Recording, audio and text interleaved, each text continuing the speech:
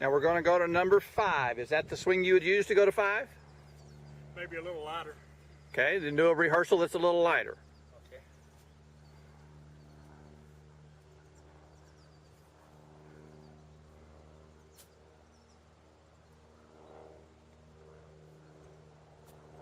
Okay, go ahead and hit a few chips.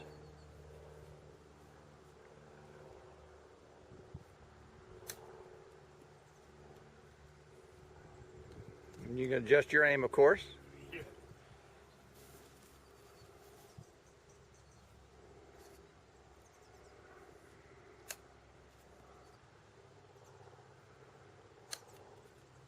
Will you do that occasionally on the course?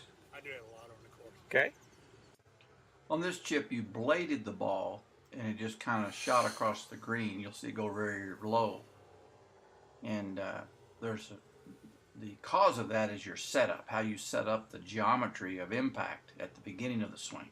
And by changing that, you'll change that behavior of the golf ball. On the golf course, there's 2 types of bad shots you can hit when you're chipping. You can blade the ball, where you just kind of hit the back of the ball with the bottom edge of the club, and it goes screaming low across the green. Or you can hit the ground behind it and do what we call a chili dip, where the ball just kind of pops about 3 or 4 feet and doesn't go anywhere. Both of those are caused by the same thing, and that is not hitting the ball on the downswing. You've got to make sure that the low point of your arc, here I'm going to put a little mark where the golf ball is. You want to hit the ball on the downswing so that the lowest point of your arc is in front of the golf ball. Then the club head would then go back up again. But you've got to hit the ball first, continue downward and bump the ground, and then the follow through will occur.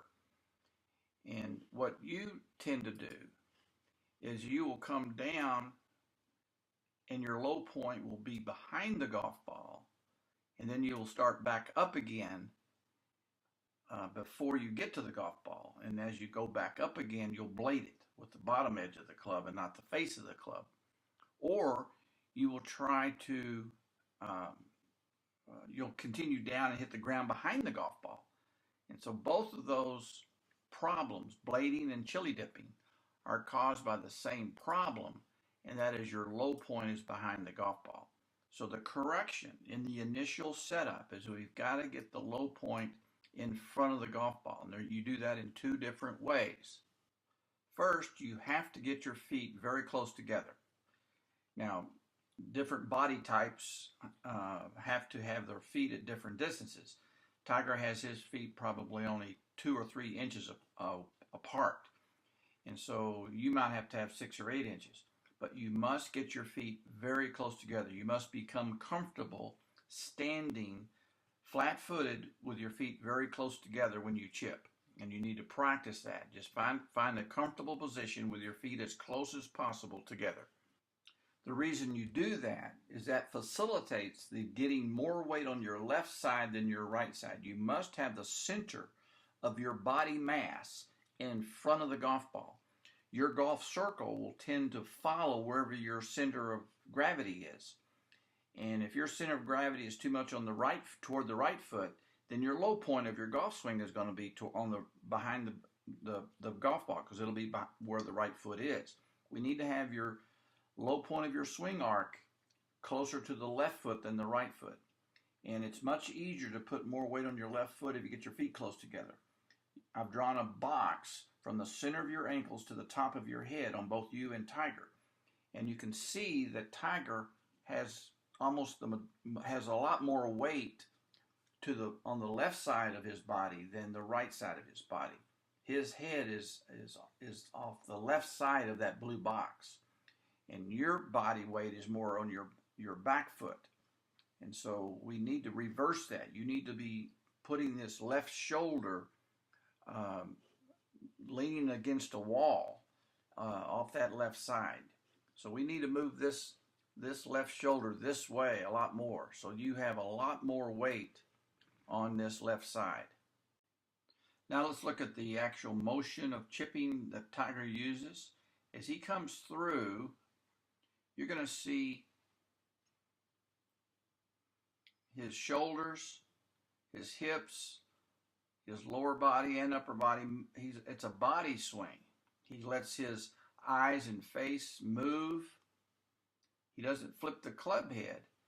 At his backswing, his left hand is here.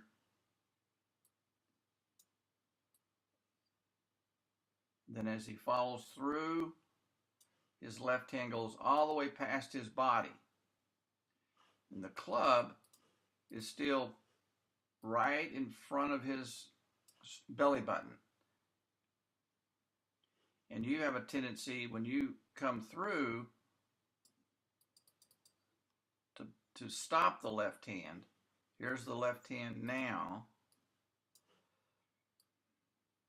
And it doesn't move very much. You're just kind of flipping the club head past your hands. So you're not really swinging the handle. So those are the things that we want to work on. Exaggerate the left side. Really get over there. Get 70, 80%. Just stand, be a one-legged golfer for me for a second. Okay. Just really get over there. All right, let's chip a few balls. But I need your feet closer together. You need to find out how close can you get them and just stay. You're going to pivot around one leg.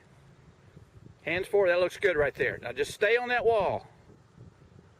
There you go. Good, keep going. Feet close together, get on that wall and stay there, hands forward, good. Good. Keep working. I'm gonna add one more piece to that. That's a really good move right there. Because now you're hitting it on the downswing. Exaggerate everything right now till you get comfortable. Now you're gonna hit it cleaner, more consistent. Set up, get the geometry right. Trust your geometry. All those are going just right. It's hard to blade the ball with this setup. Yeah, it is. Going to hole, going to hole, going to hole. I had that on tape.